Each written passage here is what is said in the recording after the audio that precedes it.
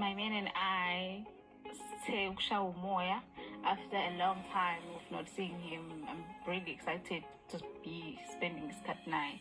Angihlali naye uMakhwele la. So iningi into engihluphayo ngaye. Angikwazi ukumbona esihlangaleleni. Angikwazi ukumbona la khona abantu. So fanele ngimseseze ukuze ngikwazi ukumbona. Mbatha ukhuphule. Ngesikhathi esebuyile esibhedlela bengiya kumvakashela at Macele's house, but it's not the same nokumbona siwawu-2 kuphela because there are people there.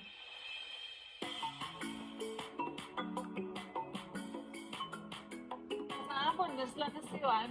Uma kukhona kwenzekile wabona isilwane uyabona inhlanhla ngeke ngilamakhasi angaka. Weather nje is not on our side tonight. Akubuhlanga. Asibheje yazi isinengithi nesebona kuqala. Yeah. Sobona idubu. Hayi. Oh, uzonibonile. Angaliboni but ngasibheje. Angifuni ukubheja because kusho bona usulibonile. Okay. Sibheje imali 1,000. Bese abona izebhu usho 8,000 rand. While we were driving in, khona la engike ngabona khona amazebra. I was like, okay, maningi amazebra kule ndawo. Let me just use this to my advantage. It's asibheje ukuze sobona amazebra. So if you look straight ahead inside the middle of the road, it's a giraffe over here. Ngayiluza kanjalo ibhedi. Now I'm 1,000 rich. Hey,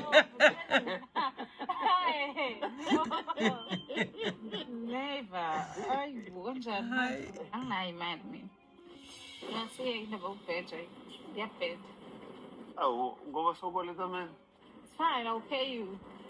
But hayi ngemali ukuthi ngikhokhele.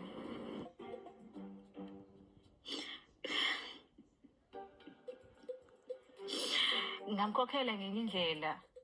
Uzongikhokhela ngani? Uzobona.